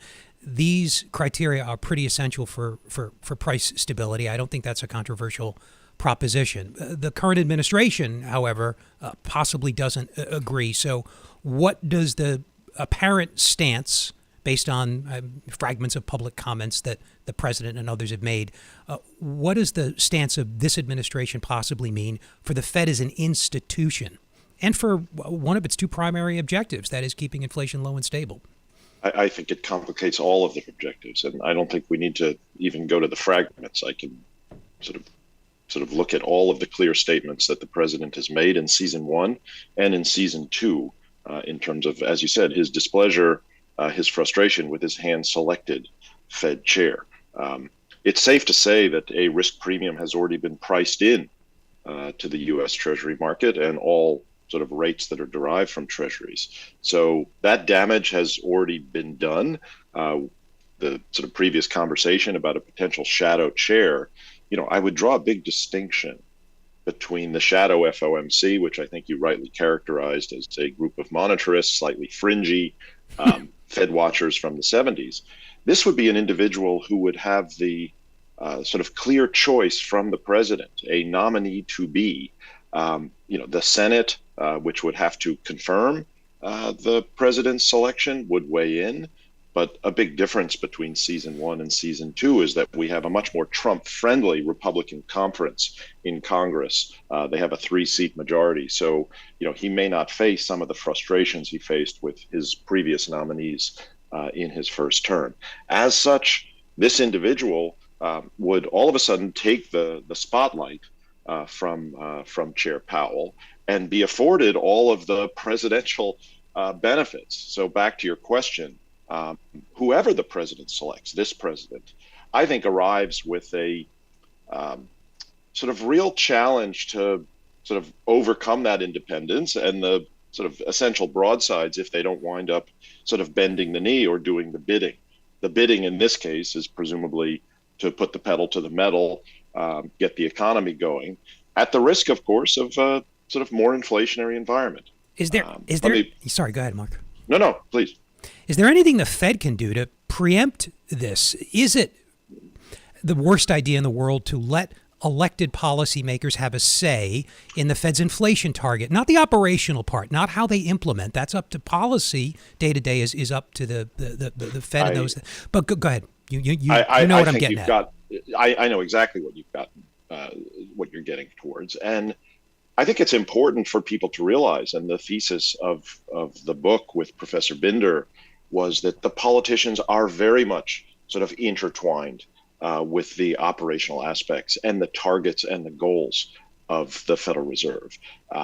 When Janet Yellen was to be installed as the subsequent Fed chair to Ben Bernanke, Bernanke was asked if he had any advice for the incoming chairwoman, and he said, "Remember, Congress is our boss." Whether it's the president who's putting that pressure, Trump in his own inimitable way, but LBJ put a lot of pressure on McChesney Martin back in the day. Nixon, of course, enormous pressure on Arthur Burns. Both of those to devastating effects, right? We talked about the 70s sort of inflation debacle. That was a lot of presidential pressure, but Congress can do the same. Just for example, Mark, we had Ted Cruz last week float the idea of ending the ability of the Fed to pay interest on reserves, a torpedo at the banking system. Would sort of really complicate the Fed's ability to conduct open market operations, lose control of the front end. That's a sitting senator, an important senator, as they all are, particularly in the majority. But there are lots of ways that a politician and elected officials, in Congress and certainly in the Oval Office, can mess around with or change the operating agreement of the Federal Reserve. Why aren't markets acting more conspicuously to the threat of easy, I'll oversimplify and call it easy, putting less weight on inflation than a strict inflation target or central banker would? Are you surprised that long-term rates, for example, maybe because of the so-called term premium, that risk premium associated with holding a bond for that you have to hold for many years, are you surprised that's not up more? Are markets underestimating the riskiness of compromising the current structure of the Fed? I think markets are trying to digest a lot of complicated dynamics, of which this particular torpedo to Fed independence or risk to independent decision making is one. Now, I wrote a book and believe that there's never been the real independence that sort of academics or theoreticians imagine. There's always been a lot of interdependence. So Trump is new in his rhetoric and his sort of challenge or threat to fire Jay Powell. But as I said, previous presidents, even ones that we haven't mentioned, Clinton, Obama, Reagan, they all tried to, in one way or another, sort of put some pressure on their Fed chairs, as does Congress. So, I think the market has a lot to digest. We haven't mentioned fiscal policy, but I think, we've seen some backup in interest rates since the one big, beautiful bill is winding its way from the House now to the Senate. I'm not sure kind of who wants to look at, the kind of specific policy baseline, but I think we all agree that, the additional tax cuts, even some of the moderate spending cuts will add to the deficit. We're going to run, I think, for the fourth consecutive year, maybe third or fourth consecutive year, a budget deficit of 6 to 7%. Our debt to GDP level is high and rising. That's a big risk.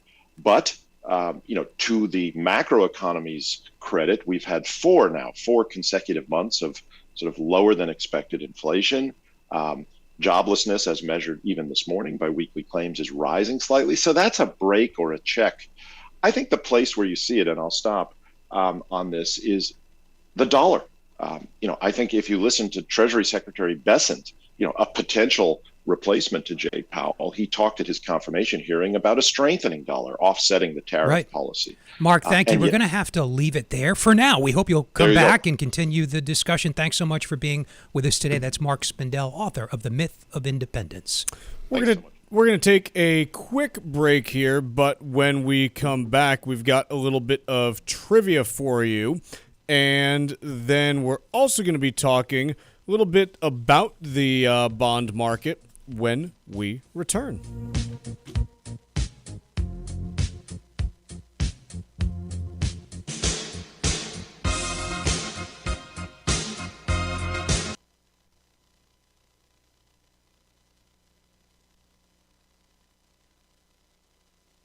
Financial news straight to your radio every day. It's the Financial Exchange on the Financial Exchange Radio Network. Protecting your assets is your most important financial responsibility, and creating a trust is a great way to help.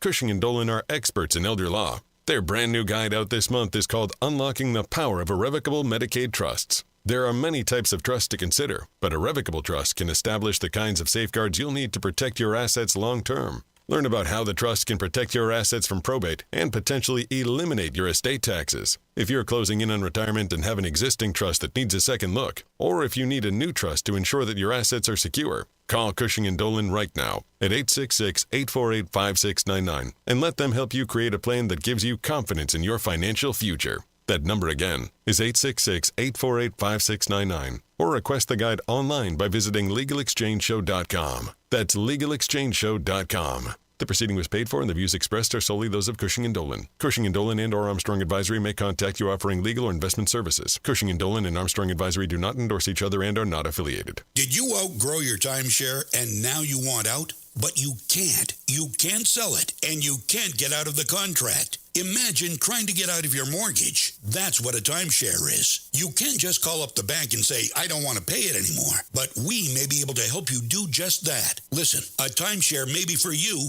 once was a great thing, but now you don't use it much. And they are not easy to get rid of. Plus, you do have to pay for it every month. Qualified timeshare owners can get out of their contract legally and permanently without ruining your credit or even filing bankruptcy. And imagine no more mortgage payment or fees. Call the Timeshare Exit Hotline qualification line now. It's free to learn more.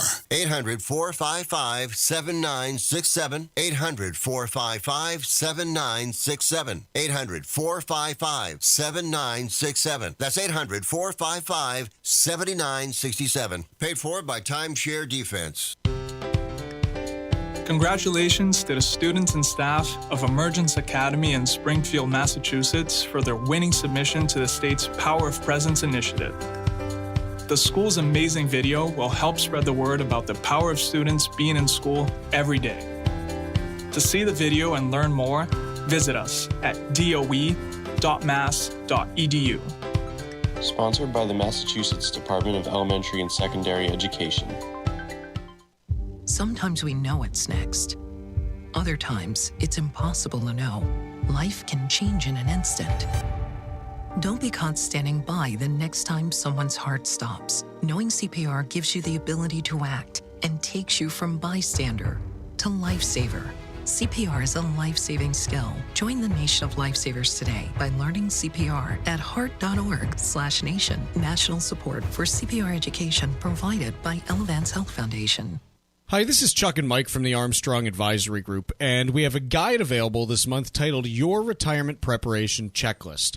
One of the items on that list, reviewing your investment portfolio. And Mike, I think one of the biggest mistakes I see people make is making no changes to their investment portfolio right up until the minute they retire and then making a drastic shift. Yeah, I mean, look, that drastic shift can sometimes be called for, but only if the preparation hasn't been happening over the years. And that's where having a checklist in place and really addressing these things well ahead of retirement is the most comprehensive strategy and probably the best planned strategy that you can have out there. And when we talk about an asset allocation in retirement, it's not just, hey, I'm X years old, I need to be, situated in a certain fashion. It's much more taking into account your income needs over different time horizons, any other big spending items that you might have, and obviously risk tolerance and time horizon for retirement. Big difference between retiring at 60 and retiring at 70. Well, and the tools can change too, right? Even if you were in a tool that made you automatically more defensive as you got closer to retirement, like many 401ks do, it might not be the best distribution tool for you when you're actually ready to pull that trigger,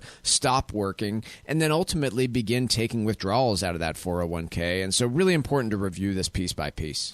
Our guide this month is titled Your Retirement Preparation Checklist, and the way to request it is by calling 800-393-4001. Again, the guide is titled Your Retirement Preparation Checklist, and the way to request it from Armstrong Advisory Group is by calling 800-393-4001. The proceeding was paid for by Armstrong Advisory Group, a registered investment advisor. Nothing in the ad or in any Armstrong guide is specific financial, legal, or tax advice. Consult your own financial, tax, and estate planning advisors before making any investment decisions. Armstrong may contact you to offer investment advisory services.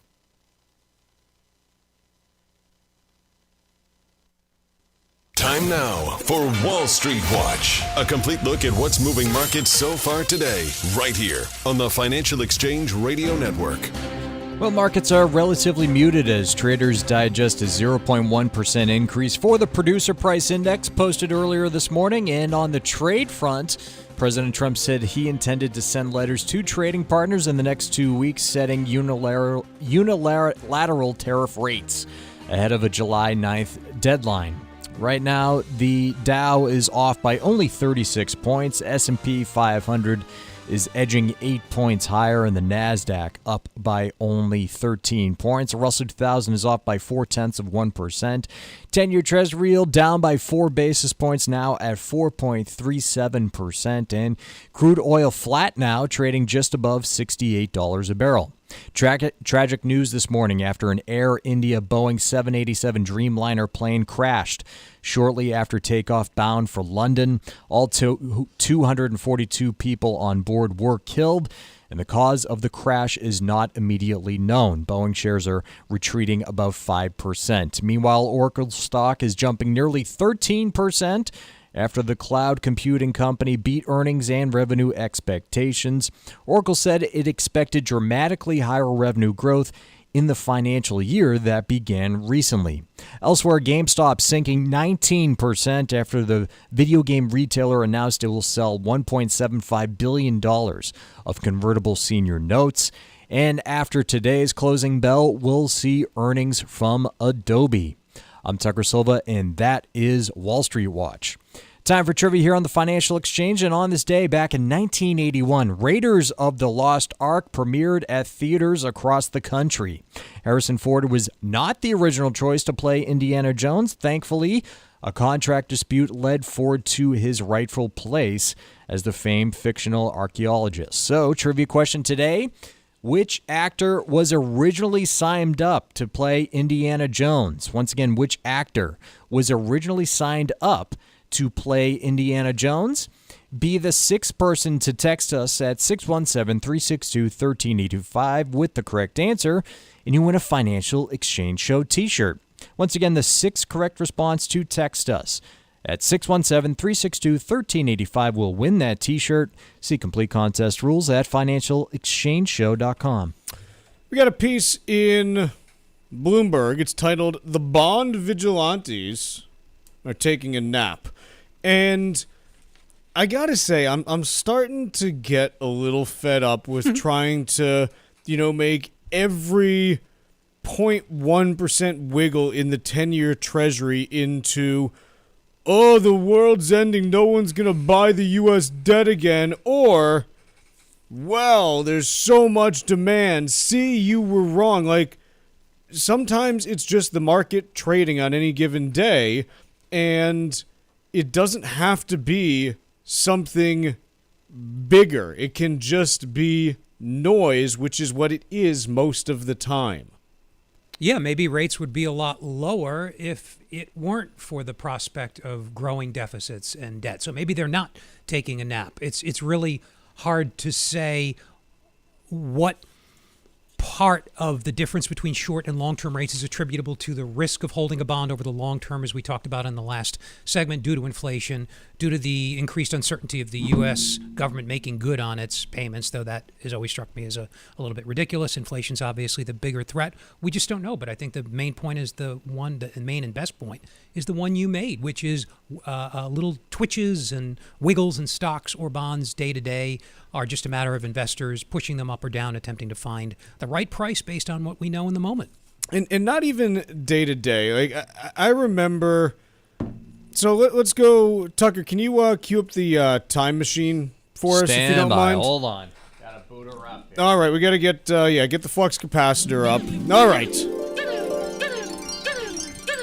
I want to take you all back in time with me. Unfortunately, our time machine is big enough to do so. We're going back to the fantastic fall of 2023. So less than 2 years ago. We didn't have to use too much energy to get there. But it's October of 2023. And over the previous 3 months... No, it's October, Tucker. It's not summer. I need an October song. No, that was the summer song. It's supposed to be like a back in time song, but whatever, keep going. Okay, put it back on. It's October of 2023. You can't fry an egg on the sidewalk because it's raining and 40 degrees. The 10-year Treasury has gone from 3.81% on July 17th all the way up to 4.98% on October 20th. And everyone and their grandmother is sitting there saying, it's because there's too much debt, there's too much debt, there's too much debt. And forget whether or not you think there's too much debt, but that's what everyone was saying. Over the subsequent 2 months, not even a long period of time, 2 months, 2 months. On December 28th of 2023, the 10-year Treasury is back to 3.84, right where it was in July. Mark, I have a question for you. Was there landmark legislation passed in November or December of 2023 that dramatically altered the trajectory for the U.S. fiscal situation for the future? Not to my recollection. No, there was nothing. There was nothing. And so this is why when we talk about these random, not even random, but moves that might even be justified at the time that are happening in the bond market, they are not evidence for what you think they are. Well, you can look at the spread between the U.S. 10-year and, say, the German equivalent, which I pulled up because it was easy. And I suspect what I'm seeing here of both rates rising simultaneously, this is representative of the experience of U.S. versus any developed country sovereign, that is government debt. So something globally, and maybe it was just investor preference for riskier assets over less risky assets, government bonds being less risky assets. So a rotation, if you like, out of them. Or maybe it was concerns about the persistence of inflation. It wasn't at all obvious in this period, the one you're using as an example, that we were going to get a handle on inflation without substantial economic pain. That ended up happening, something of a miracle, very unusual, historically speaking. So it was a worldwide phenomenon, for what that's worth. But it was not the U.S. government suddenly... And thank you. Yes, what I should have said is it wasn't unique to us, and therefore it could not have been. Although, maybe our yield, because our yield is the world's benchmark, a rise in yields here should pull other yields up. But it's very telling, the magnitude of the rise in other developed bond, other government bond market yields during that period. So in this piece, it talks about, hey, yesterday there was a 10-year auction that had... Again, a good result in terms of some of the supplemental stuff that's around it. And it says, well, if the bond vigilantes, were serious, like this would have been a failed auction. Okay, well, there are plenty of auctions. There's another 30-year that's coming up today. If it's better than this, does that mean that there are even fewer bond vigilantes? If it's worse, does it mean that the U.S. fiscal situation deteriorated overnight? There was a bad 30-year auction back in May. It didn't have any influence on the one that on the 10-year that we just saw in June. So I really caution people to not read too much into any one particular thing that happens, any one auction, or even, moves in interest rates over a 2, 3, 4 month period of time, because they may be because of what you think you're seeing, but they could very easily be something completely unrelated. And you're just telling yourself a story that's not actually accurate. And we don't know who the buyers were yesterday, why they were so willing to mop up Treasury debt. Maybe they were sort of forced buyers, insurance companies and others who have to hold it. Moreover, just because you bought Treasury debt doesn't mean you can doesn't mean you can't turn around and sell it. They're not making a political statement about their conviction of the long-term prospects for fiscal solvency, their U.S. fiscal stability and solvency. They're just saying we needed to buy these bonds of these duration, that is interest rate sensitivity, today. It doesn't really say much more than that. Let's take a quick break here. When we come back, we're going to be joined by Paul LaMonica from Barron's right after this. The Financial Exchange is now available across the country and around the world on SiriusXM's Business Radio Channel 132. Stay informed about Wall Street trends, economic policy, and breaking business news every day. The Financial Exchange is live on SiriusXM's Business Radio Channel 132. This is the Financial Exchange Radio Network.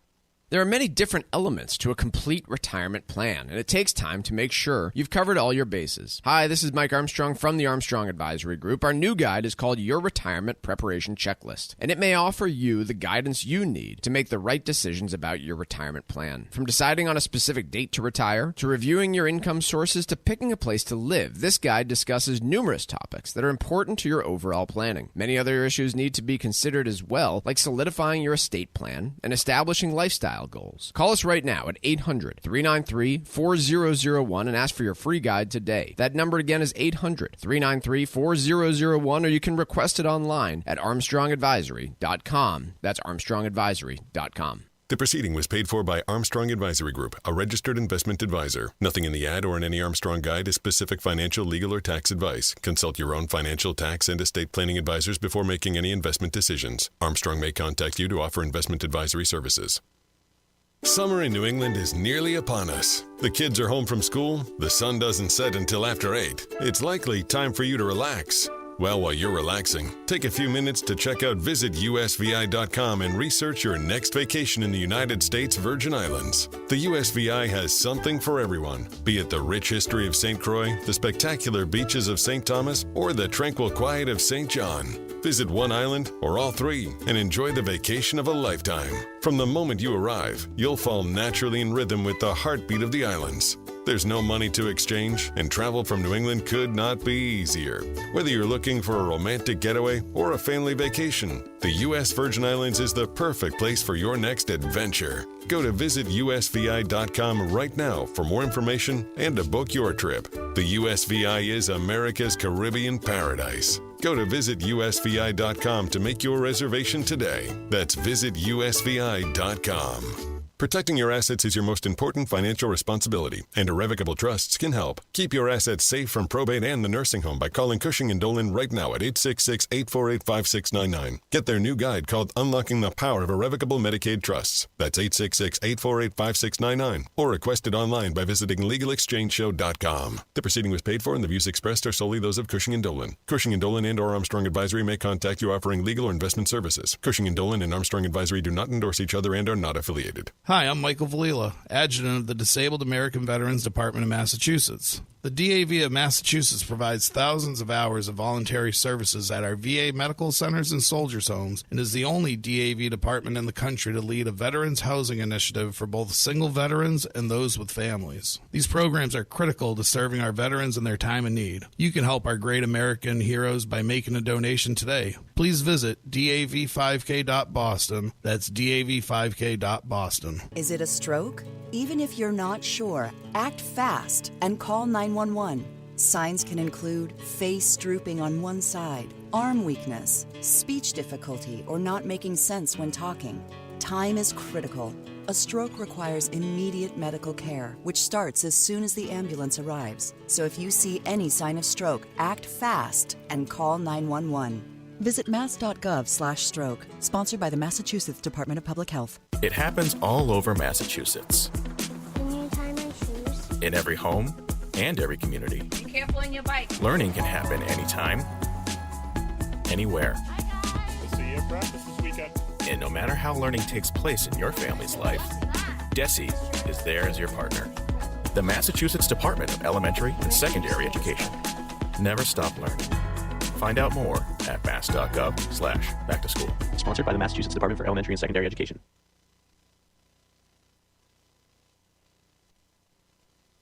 The Financial Exchange Show podcast drops every day on Apple, Spotify, and iHeartRadio. Hit that subscribe button and leave us a 5-star review. You're listening to the Financial Exchange Radio Network. This segment of the Financial Exchange is brought to you in part by the U.S. Virgin Islands Department of Tourism. The U.S. Virgin Islands are St. Croix, St. Thomas, and St. John and are consistently voted one of the top Caribbean vacation destinations. Enjoy world-class cuisine, pristine beaches, rich history, and a vibrant nightlife. Book your trip now to visit America's Caribbean paradise, the United States Virgin Islands. For reservations and more information, go to visitusvi.com. That's visitusvi.com. As promised, we're now joined by Paul LaMonica from Barron's. Paul, how you doing today? Good, thanks. How you guys doing? We're doing great, and we're talking with you about Chime, who is scheduled to IPO today. They are not yet trading, correct? That is correct. Keeping an eye on it. It looks like it's indicated to open around $43.20 at last check, so that would be 60% above the offering price of $27. Who is Chime? What do they do? How do they make money? Do they make money? So that's a great question. So Chime is a digital bank. They're very popular with millennials and younger consumers. I believe the average age of their customer, according to their IPO prospectus, is 36 years old, and they offer banking services through a partnership with two banks that are actually backed by the FDIC. So they're really more the tech company offering these banking services, but they are not actually a bank themselves. But they promise that deposits are protected because they partner with these two FDIC-backed banks. But they have some products where they're really kind of making a play for people that they think are underserved by traditional banks. So they have something called MyPay, which lets customers get up to $500 of their paycheck early with no fees, so that they're not like those usurious payday lenders of the past that got into a lot of regulatory trouble. They have something also called SpotMe, an overdraft protection service. So they're really trying to build themselves as a bank for younger consumers who are trying to build wealth, build credit. And now, to your point of profitability, they did post a profit in the first quarter of this year, but they did lose money all of last year, although it was a smaller loss than in 2023. So obviously, if they had a profit at some point, it does mean that they have revenue. They're not just, giving people money out of the goodness of their hearts. Where does their revenue come from? I mean, is it from? They're not a bank themselves, so they're not lending. Like, how do they make money? No, that's a good question. Their revenue at about $1.6 billion last year comes primarily from the interchange fees paid by the card networks. So think of companies like Visa.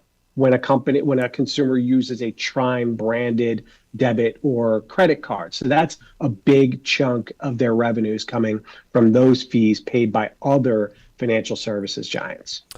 When you look at what they do, again, you said they're not a bank. They just have these agreements with, a couple of banks that operate under them. Do they have designs on ever being a bank and being able to really get into lending on their own? Or is it, hey, they just want to have these relationships and handle the tech and call it a day? Yeah, I have not gotten any indication that they are looking to ever have a bank charter of their own. I think they really do see themselves more in the fintech kind of neobank world, if you will. I am going to be talking to the CFO in a little while about the stock market debut, so I will definitely ask whether they have any designs on becoming an official bank with an actual federal charter at some point, or if they feel that partnerships are the way to go. One of the things, and I'm not, a banking analyst or expert in, valuing banks, but one of the things I've heard in general is that it's really hard to start a bank these days, and the growth opportunities aren't great. It's a tough business. It's almost akin to, running a utility in some respects. Why is there so much excitement about an IPO in this space, given the headwinds in the banking sector overall? No, it's a great question. I think probably what you need to do is separate between maybe some of the headwinds for banking companies, particularly those that have physical branch locations. That's, I think, an area where a lot of people are waiting for more consolidation. We are, as a nation, probably overbanked with regards to the number of physical banks that have tellers and ATM machines, where Chime, they're, as they call themselves, asset light. They don't have any offices that you can go into and see a loan officer or someone. These are all digital services done online, mobile. Like I said, I mean, it's a younger consumer base, people that maybe, even if they do trust banks, they may be just wary of taking the time to actually physically go to a bank when it's a lot easier to do everything on your phone. Very good. Paul, appreciate you joining us today, and I hope you have a great rest of the week. We will talk to you soon. Perfect. Thanks a lot, guys. Have a good one. That is Paul LaMonica from Barron's talking about Chime. Well, on the previous segment, we asked the trivia question, which actor was originally signed up to play Indiana Jones? That would be Tom Selleck. He was the first choice to play the role, but he had to turn it down due to his commitment to Magnum P.I. Stephen from Quincy, Mass. is our winner today, taking home a Financial Exchange Show t-shirt. Congrats to Stephen. And we play trivia every day here on the Financial Exchange. See complete contest rules at financialexchangeshow.com. Mark, what else you got for me? These Trump accounts, Chuck. This proposal is part of the tax bill that's making its way through the Senate right now, I guess. The administration wants to create a tax-free savings account, presumably just tax-free growth, not contributions, for everybody born in the United States legally, legally residented. It's not a word, but you know what I mean, parents, I assume. And the government's going to deposit $1,000 in them. There are about, I'd call it 4 million children a year born in the United States, so $1 billion is 1,000 million. It's not going to cost a lot, several $1 billion maybe. But is it worth it if you have to borrow to put the money in there, which is what we're doing? I mean, we're running huge deficits. So you got to borrow. We're paying 4% on that money. Yep. Who's going to be paying that back someday? The holder, presumably the beneficiaries of these accounts. So I'm going to argue that you can create another tax savings vehicle. That's fine. Might increase the savings rate, takes care of part of the trade deficit problem, as we talked about in the first hour. But it's foolish to borrow money to put money into them. Because effectively, all that you are betting on there Actually, so I'm just trying to think of this from two perspectives. So in terms of overall dollars, basically what you're betting on there is that the growth rate of earnings is going to be higher than what you are paying on the debt that you are borrowing to do so. I guess one way to think about it is you're borrowing in treasuries at 4% or so, the average interest rate that the government pays on debt, to buy the stock market, and then hoping that the stock market does over the next 30 to 40 years what it's done over the last several decades, which would be awesome. Yeah, I haven't looked into the whole thing very much. I got to do a little bit more work kind of mentally sorting through it. Let's take a quick break for the entire rest of the day. Stocks are mixed as we close the hour. We'll see you tomorrow to wrap up the week on the Financial Exchange.